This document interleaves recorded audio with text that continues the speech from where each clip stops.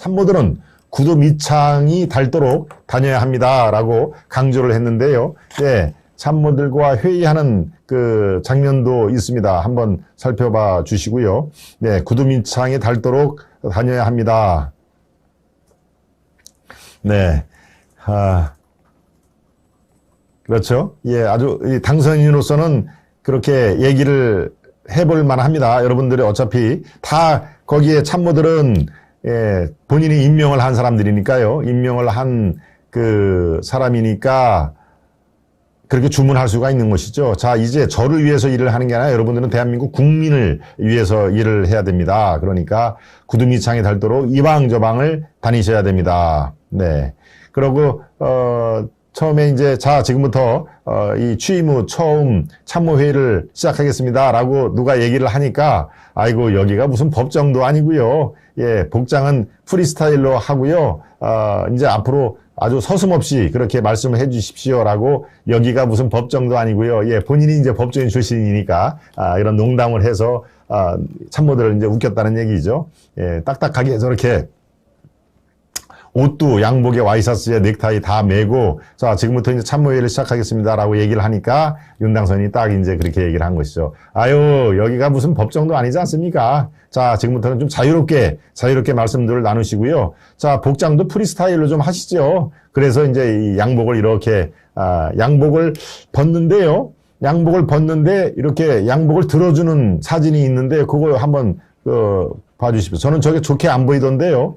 예, 양복을 본인이 아무리 대통령이라도 양복 자기가 벗고 뒤에 의자에 걸쳐놓으면 되는데 양복을 이렇게 받아주는 사람이 있었습니다. 저는 저게 좋게 안 보입니다. 한번 사진을 한번 찾아봐 주시고요.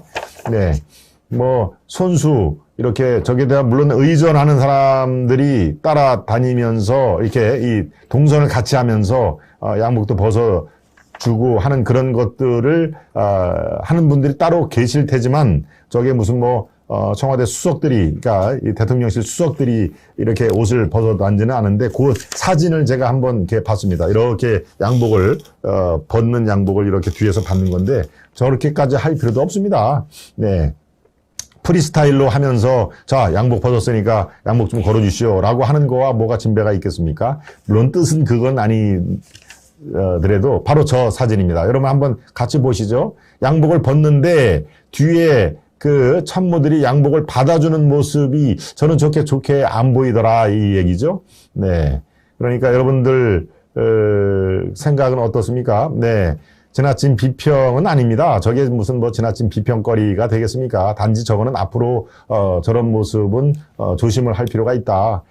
우리 국민들 눈이 상당히 아주 매의 눈처럼 정확하시죠. 그러니까 저거는 이제 처음이니까 바로 어제 처음 참모회의를 열어가지고 저거는 아직 준비가 훈련이 안 된 상황이기 때문에 두 번째, 세 번째 할 때는 양복도 벗어서 아니면 양복을 벗은 상태에서 와서 회의를 하든지 그렇게 하는 게 훨씬 더 생동감이 있고 이전 정권과 차별화가 되는 모습을 제가 강조를 하는 것이죠. 네. 그러니까 그렇습니다. 저쪽에서 또 꼬투리 잡아서 공격하겠죠 라고 고객님의 말씀이 저는 꼬투리를 잡힐 필요가 없다는 말씀이신 거지요. 네, 그렇습니다. 조선아님은 제가 이 옷 받아주는 것이 좋게 안 보인다라고 얘기했는데 그거를 상당히 좀 뭐 언짢아 하시는 모양인데요. 글쎄요, 뭐 언짢아 하실 수도 있겠습니다만은 저런 거는 공격의 빌미를 갖지 않는 것이 상책이다. 그러니까 이제 두 번째 앞으로 내일부터 계속 쫙 일어날 거 아닙니까? 그러니까 그런 이 좌파 쪽에서 그런 공격의 빌미를 그렇게 주지 않았으면 좋겠다라고 뭐 본인이 딱 이렇게 뒤에 옷걸이에다가 이 의자걸이에다가 놓으면 되니까요. 저는 어려운 거 아닙니다. 네, 제가 정확한 취지가 그랬다는 점 우리 조선아님 예 다시 한번 생각을 해보시길 바랍니다. 네. 백악관 얘기를 제가 지난주에도 했는데요. 어제 공개된 용산 대통령실에 백악관이 쏙 닮았다 하는 얘기. 바로 여기 나오죠. 집무실 옆에 참모들 방이 있고요. 49석의 브리핑룸도 있다. 네. 기자들의 즉석 질문에 답하기도 했다. 그러니까 아무튼 문재인 정권의 5년간은 많은 차별화가 이루어질 겁니다. 또 실제로 국민들에게 피로감을 줬던 그런 그 문재인 청와대 운영 스타일과는 상당히 다른 모습을 보여줄 걸로 저는 기대를 하는데요. 네, 바로 이렇게 청와대 용산 대통령실 5층에 있는데 요 모습하고 그 바로 밑에 백악관 지금 왼쪽 그 시각물 도표를 지금 말씀드리는 겁니다. 백악관 웨스팅하고 저기 이제 벤치마킹을 한 겁니다. 대통령 집무실이 오른쪽 아래에 있고 바로 국가안보실, 부대변인실, 대변인실, 비서실장지 이 백악관의 그런 이 위치하고 아주 판박이죠. 네, 정무수석, 홍보수석, 경제수석, 사회시설.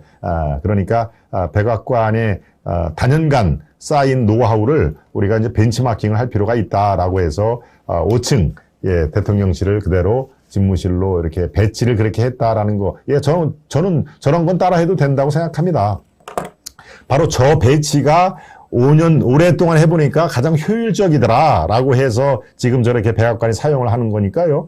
그러면 효율적인 거니까 그건 우리가 벤치마킹을 하자라고 하는 것이죠. 꼭 무슨 뭐 미국을 따라간다, 미국을 뭐 본뜬다 이런 것보다도 효율적인 시스템을 우리가 차용을 한다, 벤치마킹을 한다 그런 차원에서는 저는 뭐 바람직해 보입니다. 네. 또 한 가지 어제 얘기한 것이 통합이 왜 뭡니까? 취임사에서 빠졌느냐라는 게 하루가 지났습니다만은 그 얘기가 계속 나오고 있죠. 통합 얘기가 도대체 왜 빠졌냐라고 얘기했는데 바로 윤 대통령이 어제 한마디를 했습니다. 통합이요? 그건 너무나 당연해서 취임식에는 뺐죠. 그 대신 자유와 어제 얘기했듯이만 반지성주의라는 이 다른 취임식에서는 볼 수가 흔치가 않는 그런 얘기를 했죠. 바로 저게 윤석열 스타일로 보면 아마 될 거라고 봅니다. 국민통합은 너무 이제 당연하기 때문에 그것은 그래서 취임사에서 뺐다. 5년 전에 필름을 돌이켜보면요. 5년에 문재인 취임사에서는 통합 얘기를 굉장히 여러 번 했습니다. 그리고 저를 찍지 않는 대한민국 국민 여러분도 앞으로 섬기겠다, 모시겠다 이런 얘기까지 하지 않았습니까? 그런데 실상은 5년 뒤에 이 결과물은 어떻습니까? 실제로 문재인을 찍지 않은 절반의 국민들은 그렇게 모셨나요? 섬겼나요? 네, 절반도 훨씬 넘죠. 그 당시에 문재인 득표율이 42점 얼마로 제가 기억을 하는데요. 이쪽 그 후보들이 홍준표, 안철수, 유승민, 많이 나오고 단일화를 실패를 했기 때문에 42% 득표율로 당선이 되지 않았습니까? 네. 그러니까 바로 문재인 정부는 통합을 취임식에서 강조를 해도 실제로 통합은 지켜지지가 않고 윤석열 대통령은 어떻습니까? 통합은 당연하다. 우리 국정기조에서 그러면 통합은 아주 제일 운영의 기조로 삼을 것이다라고 그래서 뺐다라고 하는 그런 취지의 얘기인데요. 글쎄요, 너무나 당연해서 뺐다라는 게 지켜지는지 우리는 그것도 살펴보도록 하겠습니다. 앞으로 국민 여러분의 눈은 국민 아주 매의 눈처럼 저보다 더 날카로우시니까 아마 예리하게 지켜보실 걸로 저는 판단이 됩니다.